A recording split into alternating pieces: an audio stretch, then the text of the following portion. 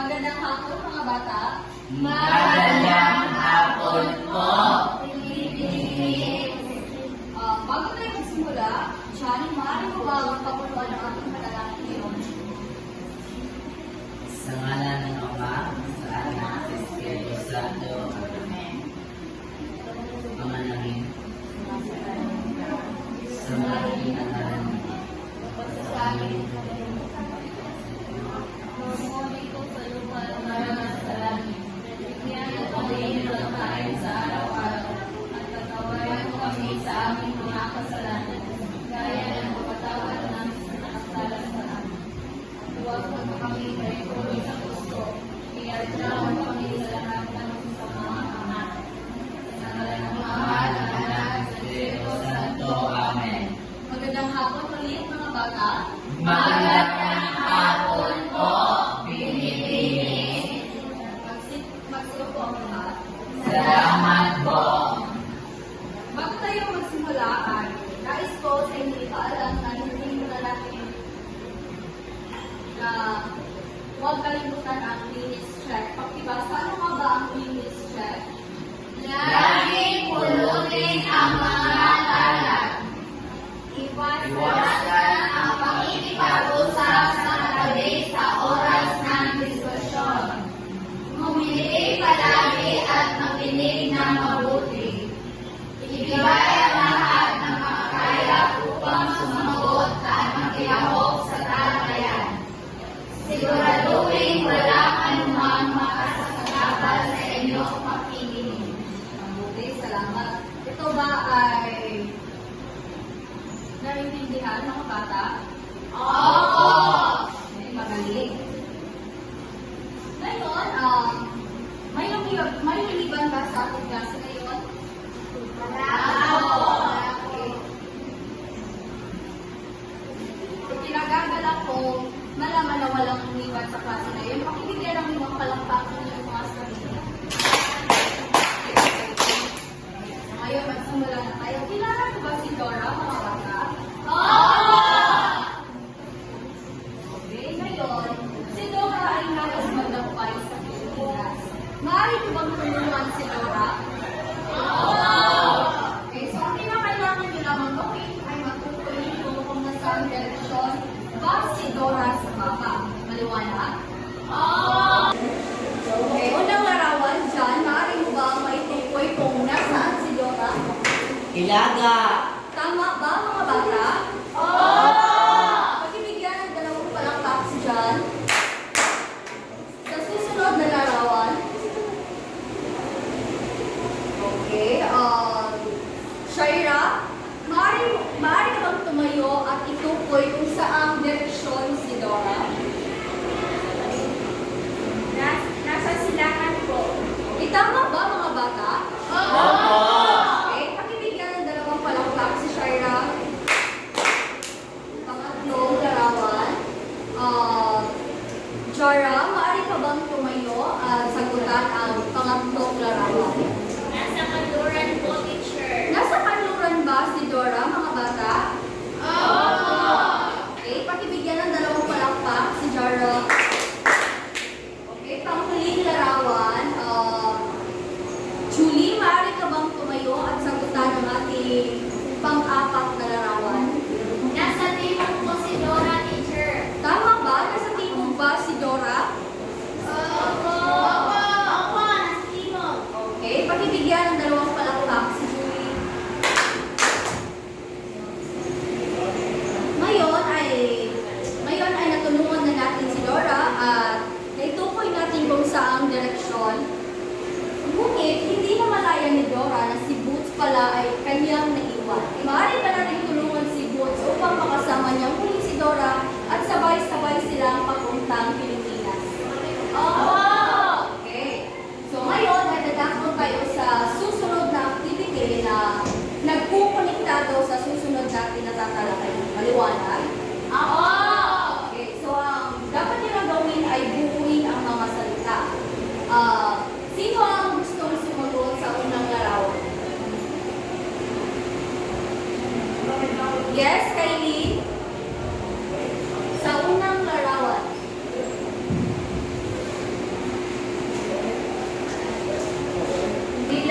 relatibo. Tama ba mga bata? Relatibo. Okay. Pakibigyan ng dalawang palakpak si Kylie. Okay, pangalawang larawan. Yes, John, paano ka bang tumayo? Pilipinas. Pilipinas ba ang nasa pangalawang larawan? Oo.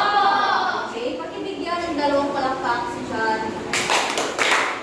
Paano naman sa pangatlo? Ano kaya ang salita na maibubuo ni Chara? Yes, Chara? Lokasyon po, teacher. Lokasyon ba mga bata? Oo. Okay, pakibigyan ng dalawang palakpak si Chara. Okay, so sa ating activity na inyong or sa activity na inyong sinagutan, ano ang napansin ninyo sa mga activity na sinasagutan ninyo? Yes, Isabel, maaari ka bang tumayo? Ito ay tumutukoy sa mga lokasyon ng isang lugar. Hindi kaya katulad na lamang ng compass o nature ng ilog, kanluran, silangan, at ilaga. Okay, tama ba ang sagot ni Isabel? Opo. Yes. Okay, pagkibigyan ng tatlong palakpak si Isabel. Okay, so susunod naman, ano nga ba ang mga salita na nabuo ninyo? Yes? Yes, Geraldine, ano nga ba ang salita na nabuo ninyo ngayon? Lokasyon, teacher. Tama ba, class? Opo.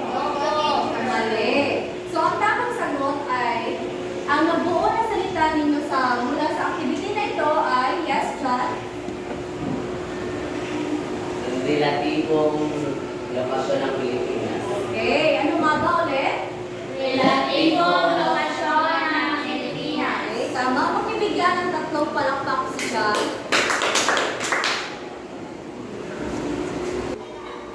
At ngayon, ang bagong pagsang tatalakayin natin ngayong araw ay tungkol sa relatibong lokasyon ng Pinas. Pero bago dyan, ano nga ba ang relatibong lokasyon? Makibasa nga mga bata. Relatibong lokasyon ay pagtukoy sa lokasyon ng isang lugar batay sa kinalalagyan ng mga katabi o kalapit nitong lugar.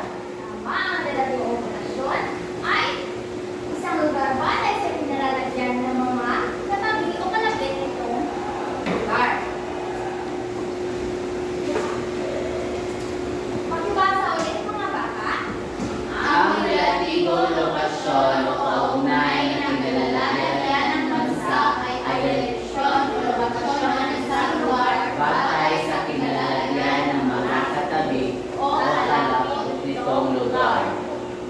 Ang Pilipinas ay may sariling teritoryo na mahalaga sa pagtugon ng pamahalaan sa mga pangangailangan ng mga tao at pagpapanatili ng kalayaan ng bansa. Isa sa mga maaaring makatulong sa pagtukoy ng kinalalagyan Pilipinas ay ang logo. Ang logo ay representasyon o modelo ng mundo na may imaginary life na nakatulong sa paghahanap ng lokasyon ng isang lugar. Ngayon, ang Pilipinas ay ang ikalawang pinakamalaking kapuluang matatagpuan sa Timog Asya, sa Timog Silangang Asya, sa gawing taas na bukod. Ang Pilipinas, ang Asya ay ang pinakamalaking kapuluan o lupalaw sa buong daigdig.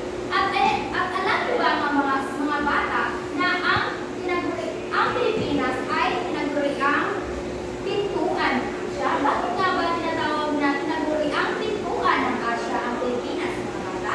Meron ba kayong idea? Wala po. Okay, tinaguri ang pintuan ng Asya ang Pilipinas dahil sa kinalalagyan nito sa Pasipiko at bilang bahagi ng lupalop, bahagi ng kontinente at lupalop ng Asya.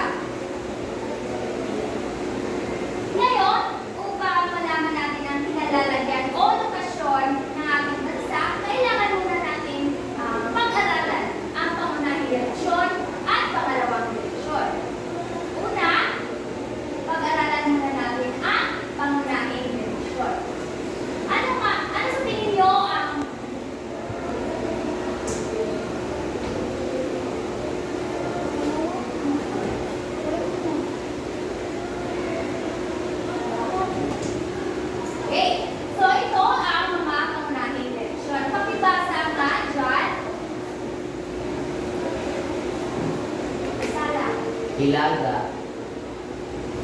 Okay, pakibasa. Jerry, Silangan. Timog. okay. Angge, Silangan. Tanduran. Tanduran. Okay, so, ano pa? Silangan, teacher. Okay, silangan. So, ito ang mga pangunahing direksyon. Hilaga, timog, kanluran, at silangan. At ngayon naman ay aalamin din natin kung ano ang mga pangalawang direksyon.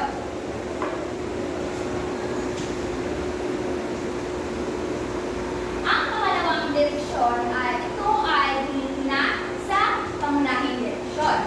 Aking babasahin, hilaga kanluran,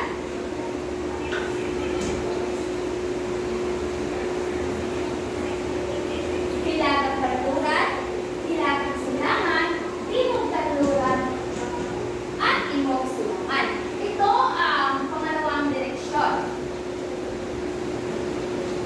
Ngayong alam na ninyo ang mga pangunahing direksyon at pangalawang direksyon, matutukoy na natin ang pinalalagyan ng Pilipinas sa pamamagitan ng relatibong lokasyon.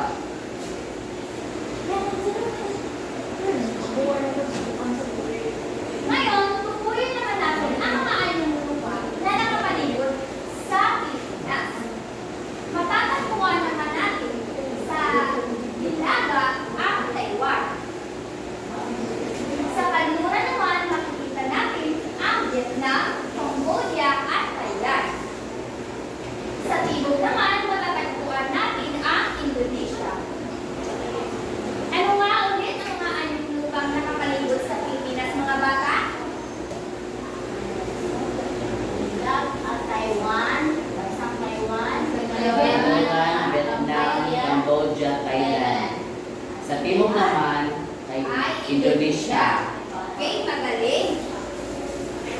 Ngayon, tutukuyin naman natin ang mga anyong tubig na nakapalibot sa Pilipinas.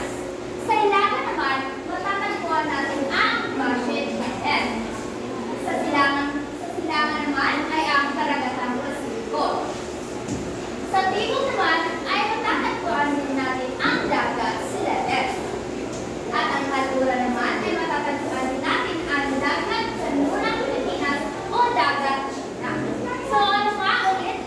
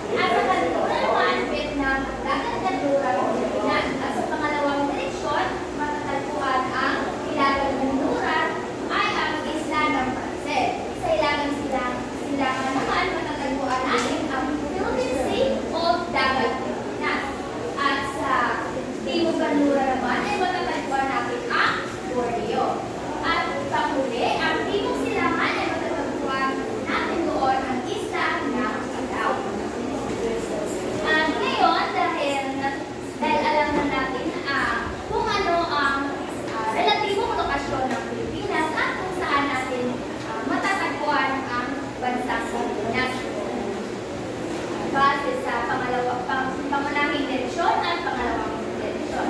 At ngayon naman, ano ang mga natutunan ninyo ngayong umaga? Journey? Ang natutunan ko po ngayong umaga ay ang iba't-ibang uri ng dagat na nakapalibot sa Pilipinas. Okay, magaling.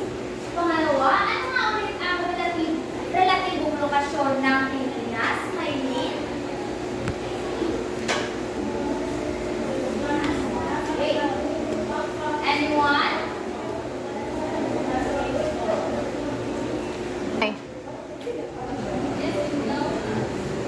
Maylin?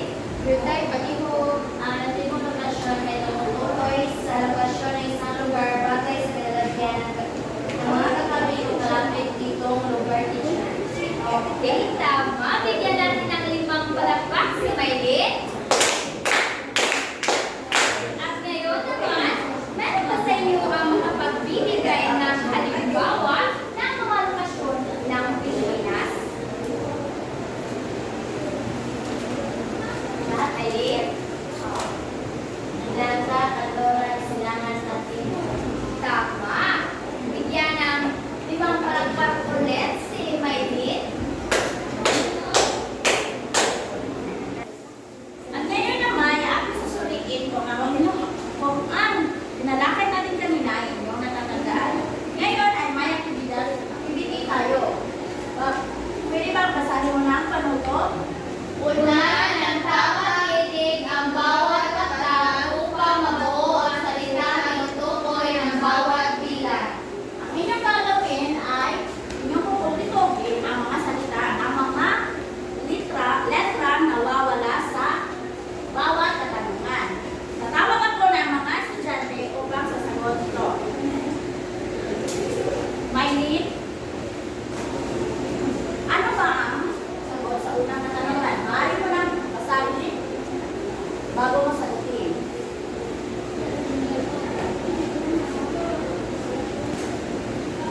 Ano? Ang nagkakaidarunan ng isang bansa kapag naniwalay ang napadilitira ng tubig. Ano? Ang sagot po, teacher, ay insular. Bakit ko nasasabing insular ito? Dahil ito ay natutukoy ang lokasyon sa pamagitan ng pag-alam ng mga tubig na nakapaligid. Okay, tama. Ngayon naman, dito naman tayo tungo sa pangalawang tanong. Journey. Ang pangalawang tanong ay anong ang bansang nasa kanlurang bahagi ng Pilipinas? Ang aking sagot po ay Vietnam. Bakit mo nasasabing Vietnam? Nasaan ba ang kanluran? Maaari ko bang tuloy na Ang kanluran ay dito po. nasa kaliwa? Kanluran. Pangatlong tanong naman. John. Anong isla ng Bay ang matagpuan sa ilagang kanlurang bahagi ng Pilipinas? Ano? Paracel. Para sa Para sa- tama. Maaari ko bang kukwento sa ilagang kanluran? Nasaan ang ilagang kanluran? Dito po. Okay, napagitnaan ito na Ilaga at kanluran. tama. Pangapat naman. Okay. Ano ay ang bansang matatagpuan sa timog ng Pilipinas? Pangapat na katanungan. Eileen. Ano ay ang bansang matatagpuan sa timog ng Pilipinas? Ano kay? Indonesia, teacher. Maaari mo ba matukoy kung nasaan ang timog ng Pilipinas na matatagpuan ng Indonesia? Go. Eileen, maaari mo ba matukoy kung nasaan ang timog? Okay po.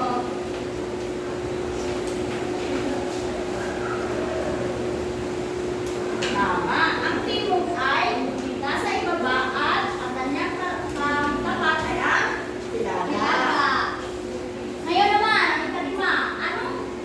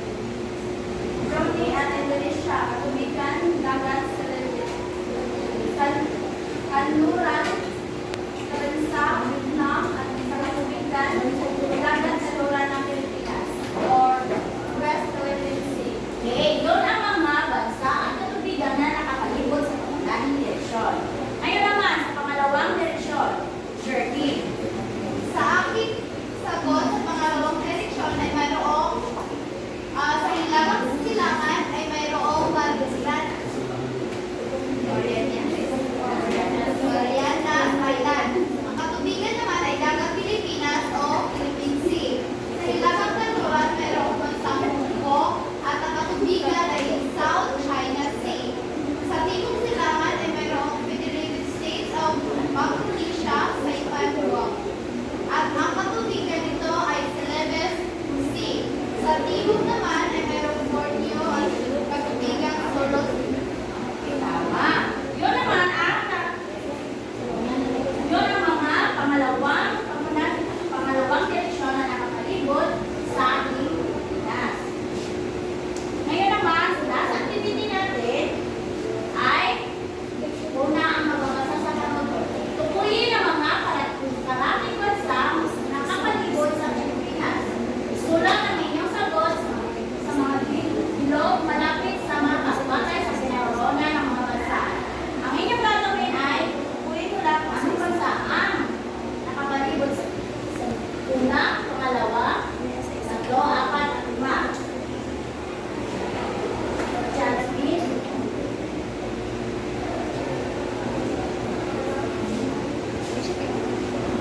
Sa una ay Taiwan. Taiwan. Bakit mo na, anong direksyon ang Taiwan? Nasa Hilaga ba? Timog? Katugan? Nasa Hilaga. Nasa Hilaga. Pangalawa. Jerky. Sa pangalawa ay mayroong China. China. Tama. At ano naman direksyon nito?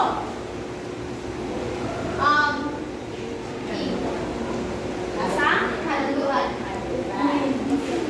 Pangatlo. Ay Vietnam, Cambodia, at Laos. Ano naman direksyon nito? Silangan. Silangan. Tama. Pangapat. Maylin. Dagat Celebes Teacher. Dagat, Celebes. Ano naman direksyon nito? Oh. Ang panglima. Sa lima naman ay Indonesia. At ano naman direksyon nito? Timog. Oh, tama.